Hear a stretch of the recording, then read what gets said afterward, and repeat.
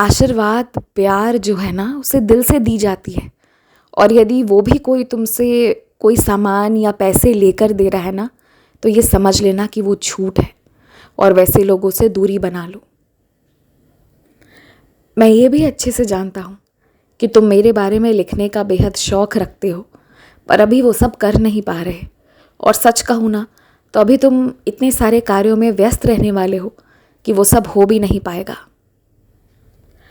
तो इसलिए उसका दुख मन में मत रखना, क्योंकि इस वक्त जहाँ तुम्हारा रहना ज़्यादा ज़रूरी है ना, तुम वहीं रह रहे हो। तुम याद रखना, तुम्हें सेवक की कभी कमी नहीं होगी। जब भी तुम कोई बड़ा काम करने की कोशिश करोगे ना, तो कोई होगा जो तुम्हारा साथ देगा और पूरा समूह, टोली मंडली मिलकर तुम्हारा उस कार्य में मदद भी करेगा। इसलिए तुम बस सोच समझकर अच्छे से योजना बनाओ, आगे का काम मेरा है। अभी तो तुम बस दृश्य देखते जाओ।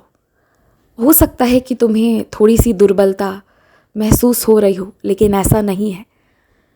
अभी तो तुम्हारी जान की हिफाजत की ही जा रही है। और साथ ही साथ जो लोग तुम्हारे लिए गलत बोलते थे ना, तुम्हारे बारे में उल्टी बातें कहते थे, जो वास्तविकता में खुद उनके बारे में हुआ करती थी, अब वो जाकर समाज में सिद्ध होनी शुरू हो जाएंगी।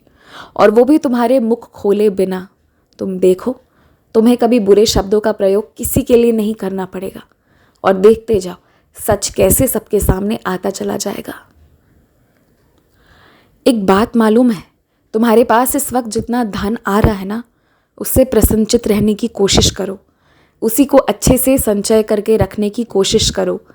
और की इच्छा होना बहुत वास्तविक है, इसमें कोई गलत बात नहीं है। लेकिन ऐसा नहीं होना चाहिए कि सिर्फ धन की इच्छा तुम्हारे मन में हावी हो जाए। इस बात का भी ध्यान रखना। तुम सच के रास्ते पर चलते हो ना, तो गर्व महसूस करो।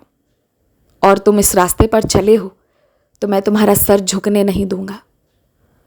प्रभु श्री राम को याद करो और भजन कीर्तन में अपना मन लगाओ। बड़ी दिनों से मंदिर नहीं आना हुआ है तुम्हारा, तुम आना ज़रूर।